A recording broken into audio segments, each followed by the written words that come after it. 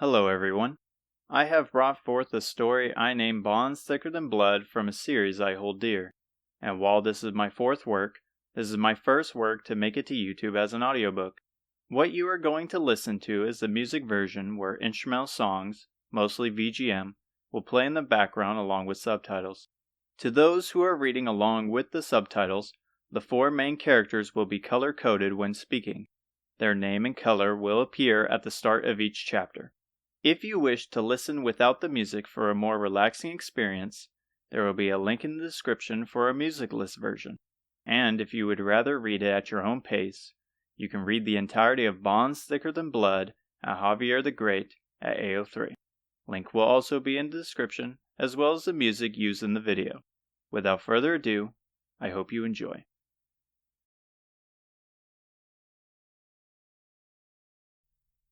Chapter 10. Just like Corv, an overhead gate awaits on the horizon, with the comforting sunset behind the town of Nordvik. At the gate, a young man has his face planted into the dirt, and upon getting closer, he's not the only one. Laying atop the dirt, grass, and stone are many of the town's people. Fadir rushes over to the first man to lift him up. His eyes are closed, and his body is limp, yet he carries no wounds. Fadir carefully places his hand to his pulse. He is alive, but he strangely seems to be asleep. Asleep? The worried man questioned. But if it's a curse like the elder said, I'm pretty sure the holy water should have worked. Holy water? Yeah, it's really popular around these parts. It remedies rashes, cuts, and bruises. You can even drink it to put an upset stomach at ease. And I also heard that its scent can repel monsters. Yet it didn't work here. Can I see? Without question, the man hands over a half-empty vial. The liquid inside is a deep, opaque blue, unlike the holy water back at home, which is more clear. Upon removing its cap, its smell is like sugar as he hovers his nose over it. Something about this scent is strange. It's familiar. How did the church get a hold of something like that? Aziza asked as she peeked at the strange liquid. Beats me. For a while, many people lost their faith in the church once the monsters started popping up again. So I personally believe this to be one of them trade secrets to force non-believers into getting back on their side. Fadir gently sets the young man back down on the soft grass, aware of the complaints people have had to the returning monsters. There must be someone who is awake. I'm going to search the town further. Fadir pushes further into the strange town. Their search goes for minutes, then hours until the sun falls, coating the grass with an orange hue. The older man checks the nearby inn, while Fadir and Aziza examine the store at the back of town. The people that lay in the beautiful town square, young men, women, and children. It's unsettling to see the innocent smiles on their faces. The curse must have been instant for such a sight to exist, or it must have been casted without the user being present. What could have done this? Fadir pondered, staring at them with distraught. Fadir takes his eyes off a small child on the floor and peeks towards the thick foliage covered in captivating red flowers outside the border of town like a barrier. While beautiful at first, something about them is unsettling. The burning sensation in his head returns. His sight widens as his eyes connect with another. Through the thick leaves is a fair-skinned woman with shining green eyes like a predator in the night. However, she flinches and runs away from the village, her luscious long green hair tailing behind her. Wait, Fadir shouted. Aziza arrives in no time flat, as if she was summoned like a spell. What happened? We gotta move. A woman just ran off. Lead the way. They push past the thick trees and the tall grass. They have been running straight ahead for some time, with only the moon being their guiding light. Despite being certain of her fleeing direction, the healthy soil is untouched. Fadir, we should head back. It's getting dark, and we aren't prepared for what monsters wait ahead. Fadir stops. You're right. He strongly exhales to catch his breath. We were so close. That woman has to know what happened. but something about her was strange. She was unlike the others. Like what? Her gleaming eyes, her long green hair. It was unreal. Aziza tilts her head. Are you feeling well? If Isamu was here, he would say you just sounded like you just dreamt of your dream girl. He takes a moment to rub his head, imagining the smug grin on Isamu's face. Maybe I am seeing things. I haven't been getting much sleep because of the stress. I'm sorry for dragging you out here. Let's head back. Hold a moment, Aziza said in a quiet tone. You might be onto something. She steps over to a nearby tree and from the ground picks up a single strand of hair that glows in the night sky. That was it, Fidir exclaimed. And I was starting to think you lost your mind. But if what you said is true, then we must be close. Aziza leads on, cautious with her steps, hand by her dagger and scanning her surroundings like a skittish cat. She keeps silent and points her ears around every corner for better awareness, despite the hidden owls disorienting them with their loud coos. She stops. There. She slightly points out a white luminescent light coming from the trees. Carefully they step out of the cool forest, and before them is a beautiful sight of unknown wonder. A town made of giant tree stumps. The warm lights that fill the air atop their crafted doorways are a powerful magic that makes the surrounding forest appear like the morning sun.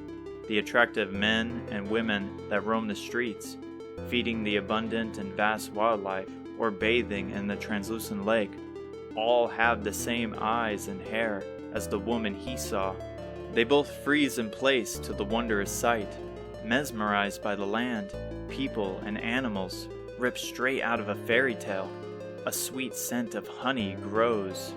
A soft angelic voice awakens them. You mustn't be here. They turn behind them to find a young woman with the same features as the others. Her face is clean and innocent. She wears a sundress made of nature, and her soft boots are levitating slightly above the ground. She's beautiful. His heart races, his breath nervous. There is a warmth deep in his body, and something akin to a voice yearning for love. Never has Fidir felt this way towards someone. It was a reaction a lone animal would have when finding a compatible partner to continue their bloodline. However, he stands firm, suppressing his animalistic calling. You're the woman I saw. Please forgive me. It was never my intention to lure you out here. Once I heard of what happened to Aniseed, I just had to see if it were true. Is Aniseed the one who casted the curse?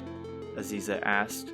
Her voice increases to Aziza's query, yet she is still soft-spoken. Aniseed would never. She may be a fairy, but deep down she's an angel. It's her mother, the queen. Aniseed found the man of her dreams in that village, but the queen denied their love. Aniseed took the dreamstone from the treasury and disappeared with their love in response. It was then that the queen casted her curse. So the queen of this fairy village casted a curse upon the people of Nordvik because her daughter left with a human? The floating fairy places her hands to her mouth. Oh no, I said too much. Once the queen hears of this, I'm bound to be put to sleep as well. Fidir steps forwards to calm the anxious fairy. Please do not worry. We are not your enemy. We just want to restore the town. If there is any information about how to dispel the curse, we would most gladly be appreciative. Her face lights up behind her hands. You are too kind. Only the queen can reverse it. However, if she catches you in the village, you will be killed on the spot before you can even begin reasoning. Then maybe Aniseed might know? Aziza interjected. Do you know where we can find her? She likes to unwind at Lover's Lake, in a cave south of here. But what? She points at Fidir with blushing cheeks. Men as of recently that were dressed like you have been visiting that cave very often. I don't know if Aniseed has encountered them, but if our scriptures are true, I fear the worst. We will go see if Aniseed is there. Thank you for your help, Fidir said, turning away from the village. Aziza quickly follows. Excuse me, sir, but there is something I must tell you. He responds. You were the one who summoned that blaze onto the wasps. She gasped, frightened by his words. And you have been following us since then. I could sense it. It was a foolish mistake to interfere with human affairs. I can't be mad at you for hiding yourself. You saved us after all. But how did you find us? She hesitates, staring deeply at his features. She peers at his brown, long hair and matching eyes. I could sense a potent magic, and I mistook you for someone else. But once I saw you... Her cheeks lit up like a fire spell. Never mind. Aniseed is in need of help. Please hurry. Of course, we will bring them back to safety. As he leaves, she whispers something under her breath. Perhaps in another life, we could be together. This must be it, Fadir announced, staring deep into the darkness that lies ahead, a cold air emitting out of it, yet no danger lurks nearby. Without another word, he steps inside, staff in hand with Aziza watching his back. At first, the cave appears to be the same as any other cave.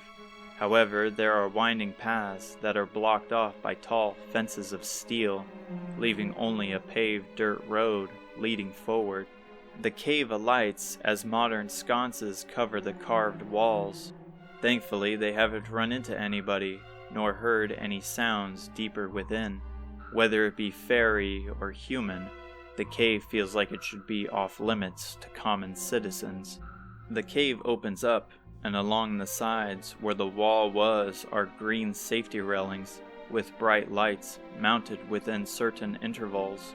Over the edge is a deep blue water, and at the end of the road is a circular outlook with the same guardrails overlooking the vast underground lake. The cliff is a several-story drop, and hanging around the rails are wooden pails attached to thick rope. Despite the creepy and isolated echoes of the cave, the lake is well worth the travel as it spans out like the ocean at Dreamer's Tower. Lost in thought, Fadir paces around the premise, keeping his eyes on the familiar, sweet-smelling water. He nearly trips after hitting a pile of neatly placed rocks. He looks down at the rocks he kicked, and from underneath them a box of bronze shines through. He kneels down, taking away one rock at a time to reveal the small box in full. There is no lock, and as he cracks it open, a textured, shining stone lies in the center. He takes it to further inspect its unique, fossil-like design. "Do you think that's the Dreamstone?" Aziza asked him from across the platform as she made her way towards him. "It could very well be. What's that writing on the back?" Fadir, confused by her words, flips over the stone, yet there are no letterings. He then sets aside the stone, staring at the small box. He flips it over to find small text written along the outer shell of the entire chest. Its words are not in pen, but etched into the box. However, unlike an old stone tablet made with a chisel, it looks like a slim finger drew the clear words recently. He leans his head to the top of the box, following its message all the way to the bottom. "Dear Mother, I hope you can forgive me, but if fairies and humans cannot be together in this world, then we have no choice but to go together in the next. All my love, Aniseed." His stomach sinks, his hands shake as he drops the box. His vision blurs. The now sweet smell is vomit-inducing, making his stomach churn. "What's wrong?" Aziza rushes over to him, concerned for his health. His breathing is heavy, and his wondrous stare towards the healing water has changed. Aziza proceeds to read the box's message. "How many rest at the bottom?" Fadir managed to finally say. Aziza finishes the message, and despite coming to the same horrifying realization, she remains strong for him. How many poor souls have been driven to believe this was their only option? His voice rises, and his blood boils. The queen must answer for her negligence. He clutches his fist, teeth gritting, yet he takes a deep breath. He takes his hands and puts them together for a silent prayer to those who are gone. Aziza, reluctant, but joining him by his side.